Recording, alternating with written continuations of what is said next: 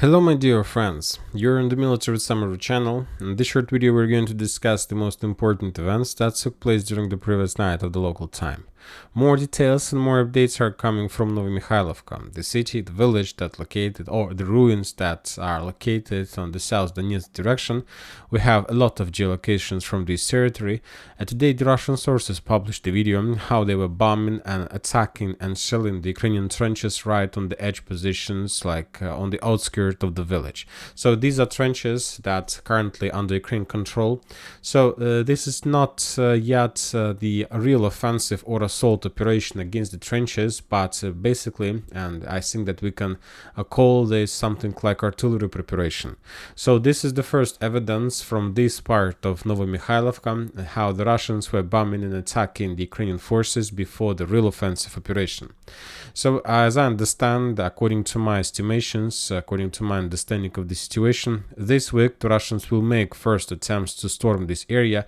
Furthermore, if you take a look at the north, a little bit to the top of this video, you're gonna see the crater from the if you remember, a Russian tank got this area and got on the mine. So this is the area where the Russian tank got on mine.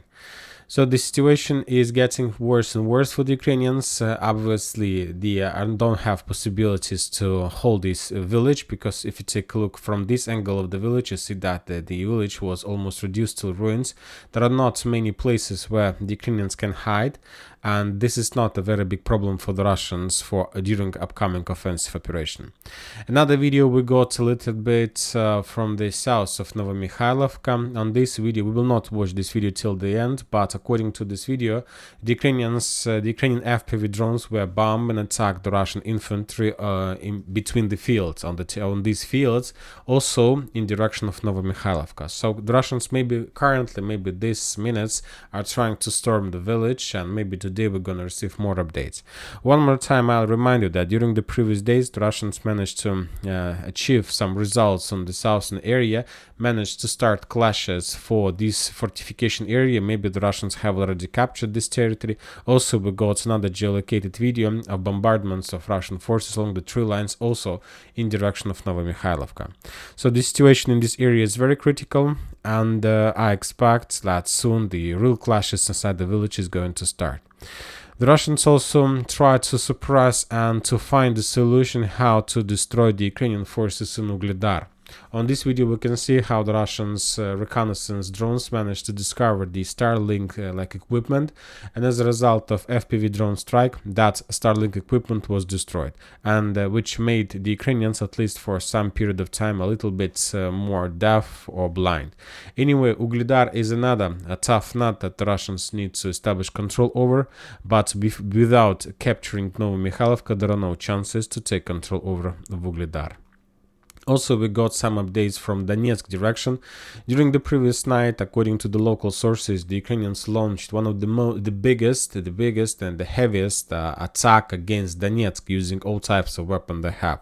The Ukrainians were attacking Donetsk with HIMARS missiles, with cluster rounds, with multi-launch rocket systems, and the main purpose of those attacks was that the Russians, after a few days of clashes in Avdiivka, became out of some, not ammo, but fuels. Of course, during the previous clashes, they spent a lot of ammo, a lot of rounds, a lot of fuel, and the Russians brought the fuel very close to the combat line in this area, in the vicinity of these railways, and the Ukrainians discovered that situation. As a result of strike, they managed to destroy few Russian fuel trains, and there was a very heavy explosion. After that, the Ukrainians continued bombardments of this area. When talking about northern direction, the Russians continue offensive operation, and today we got another video. This is not a fresh video. This event took place, that battle took place on the 24th of October. We see another attempt of the Russian forces to capture the tree line in front of the railways, but we see that this very powerful, very strong defense belt of Ukrainian forces. Mainly, the Ukrainians have 110th Brigade in this direction, and as you can see, as a result of clashes, the Russians lost significant number of armored vehicles, and after that, the Ukrainians bombed the Russians with FPV drones. But the thing is that, according to that geolocation, we still haven't received even a single confirmation that the Russians managed to pass this red line. But the sources are saying, and this morning we start receiving more updates, that currently there are clashes in the vicinity of the village by the name of Stepova. But so maybe today we're going to receive some updates about the situation. Also, very heavy clashes are currently taking place southern of Vesely, the small village on the south of Krasnogorovka. The Russians are trying to force and trying to storm this area with the artilleries under the cover of artillery using the armored vehicles. We have a video of significant number of dead bodies of Ukrainian soldiers among these fields that Ukrainians lost during the clashes during the previous night and the day. And the Ukrainians also published the video, another geolocated confirmation that Terikon is completely under Russian control. On this video we see how the Ukrainian FPV drone was trying to find and to track the Russian infantry on the hill of Terikon, and as a result of FPV drone strike, the Ukrainians tried to destroy another Russian shelter or position in this area, which confirms that this area is under complete Russian control. Furthermore, the sources are saying that the Russians have already completed all the legal issues with Wagner Group. As you know, the Wagner Group officially became a part of Russian National Guard, and that they have currently collected and concentrated necessary forces. They returned back from vacations. Currently, Wagner Group was split in two parts. Some soldiers joined National Guard, and some soldiers joined not the National Guard, but some sources joined the Akhmat Special Unit, Chechensky Akhmat Special Unit. And today there was another video how the head of Chechnya Ramzan Kadyrov was talking with the Russian soldiers, Wagner Group and Akhmat Group, who was planning to be moved to special military operation. As you can see, two more battalions, storm battalions, were created in Chechnya. Some storm battalions were created in the National Guard. So obviously the Russians have concentrated and created the forces for very heavy clashes inside some city. So the main forces, the marine forces and the special forces, managed to develop the foothold around Avdiivka, foothold around Novomikhailivka, and now it's job and it's time to start working for stormtroopers. And as I understand, Wagner's and Special Unit Akhmat are going to be redeployed in Avdiivka very soon, maybe even this week, and the clashes inside this industrial area and fortification is also going to start maybe even by the end of this week or something like this. Very interesting updates we continue receiving from Liman front line. On this video, we can see the Russian attempt to attack the Ukrainian positions on the north of the Kremenная forest that located on the border, on the edge of Tarskoye salient. On this video, we see another Russian attempt, but another Russian tank with armored vehicles were repelled, and the Russians were forced to step back.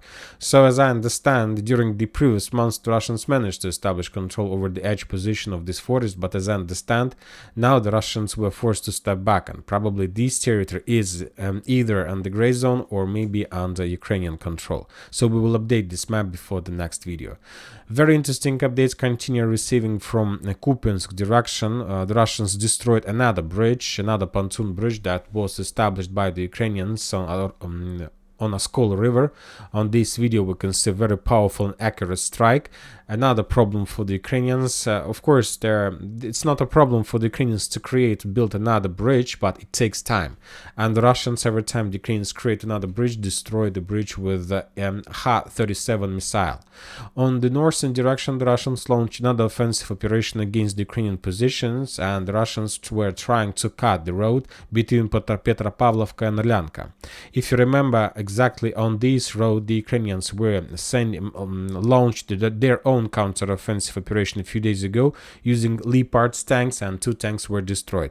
And this night and maybe the previous night, the Russians launched their own attack, their own counter-attack with significant number of armored vehicles. And this video we can see at least one tank and maybe two tanks and at least 3 or 4 personal carriers behind them. No, there is one tank and 1, 2, 3, 4 personal carriers fully loaded with Russian stormtroopers, and the Russians were moving from Pershat Pershatravneva in direction of the road that we just discussed. The Ukrainians tried to slow down the Russians. They were trying to bomb them, and as a result of Ukrainian counter bombardments, they managed to damage or at least to destroy a few armored vehicles.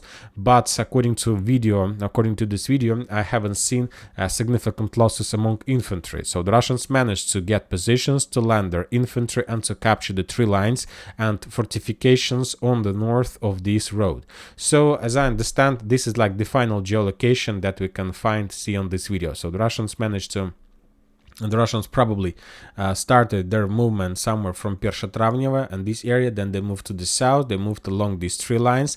Then to the south, they crossed this area and one more time along tree lines. And the final geolocation we got on this area. So they were moving like this, always under very heavy fire of Ukrainian artillery forces. And currently they managed to land along this tree line. And as I understand, maybe today, maybe like they have already done this, they're going to fight for this like fortification line, for this tree line, with the purpose to establish full control over the road and to cut this territory into parts and to collapse the Ukrainian defense belt between Arlanka, Pershatravneva and Petropavlovka. So this is another like Russian plan, Russian operation to attack from the north to the south in direction of Stepovo Novoselka, but using this direction. So the Russians are planning to make something very interesting in this area. We know that there are very heavy clashes between Ivanovka, Yagidna, Arlyanka, Stepovo Novoselka, that the Russians are pushing the Ukrainians also on the line Volodymyrovka, Disely and Kotlarovka. So we see some like global scope, some first signs of this upcoming battle, of this small cauldron. I'm not saying that there are a lot of Ukrainians, but obviously something interesting is going to take place in this area as well. One more time, the Russians destroyed another pontoon bridge in this area, and the situation of Ukrainian forces in this area obviously is critical. When talking about Kherson direction, the Russians continue bombardments of the Ukrainian forces, and today we got two interesting geolocations. On this video we see how the Russians managed to discover another Ukrainian artillery system, and as a result of a Lancet strike, that system was destroyed. And as you can see, that artillery system was located very far from the combat line. Another destroyed Ukrainian artillery system, to be more precise, not the system but the radar, was destroyed between Nikolaev and Kherson. The same story. The Russian Lancet forces, the Russian drones managed to discover position, and as a result of Lancet strike, that radar was destroyed. So the Russians controlled the situation. I'll remind you that recently a new general was redeployed in this area, and something bad is going to happen. So to summarize the situation, the thing is that Kherson area was stabilized as soon as the Russians adopted new general. Zaporozhye, no movements. South Donetsk direction, the Russians are currently managed to reach the outskirts of Novomikhailivka, and probably this means they're storming this area. Krasnogorovka, the Russians continue digging in deeper along the railways. The Ukrainians bombed Donetsk very heavily, and Kupiansk front line, the Russians continue offensive operation and continue operation of encirclement of Ukrainian forces in Kislovka, Kotlarovka, Yagidna. And that's it for this short video. A military summary channel reminds you to condemn any violence in the world. Thank you for watching, subscribe to my channel, put your likes, join my Patreon, and have a good day. Bye bye.